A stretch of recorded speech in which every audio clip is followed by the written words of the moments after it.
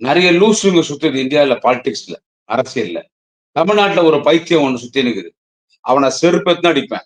என் தலைவன பத்தி எவன் பேசினாலும், என் தலைவன் தளபதிய பத்தி எவன் பேசினாலும், அவன செருப்படுத்துன்னு அடிப்பேன். அதுல இவன மாரி அன்புமணி மாரி உதவாதவன்லாம் எங்க தலைவர் தளபதி பத்தி எல்லாம் பேசக்கூடாது. அன்புமணி யாரும் எதுவும் பேசக்கூடாது. ஏன்னா அவ்வளவு பெரிய மயிர் பிடிங்க மன்னார்சாமி அவரு.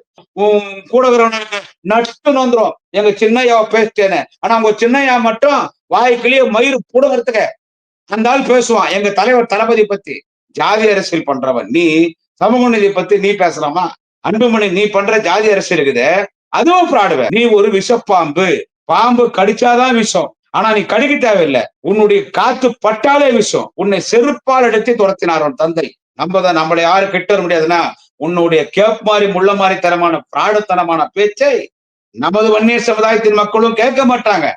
குறிப்பாக பட்டியலினத்தின் சமுதாய மக்களும் கேட்க மாட்டாங்க. நீ அரசியல்ல எவ்வளவு பெரிய பச்சோந்து தற்குறி துரோகி என்பது எல்லோருக்கும் தெரியும். வன்னியர்களுக்கும் தலித்துக்கும் சண்டை விட்டதே நீதானையா? எங்க போனாலும் ஜாதி ஜாதி ஜாதி ஜாதின்னு பேசுறேன். நீ ஜாதி ஜாதின்னு பேசும்போது சமூக நீதி உனக்கு சம்பந்தம் இல்லையா? நாம் ஆட்சிக்கு வருவோம், நாம் ஆட்சிக்கு வருவோம், நாம் ஆட்சிக்கு வரும் பொழுது மயிர் எப்படி நீ ஆட்சிக்கு வருவ? வாயில நல்ல பண்ட பண்டியா ஒரு அன்புமணி எனக்கு வாயில பண்ட பண்டியா வரும். நீ எல்லாம் மனுஷன்.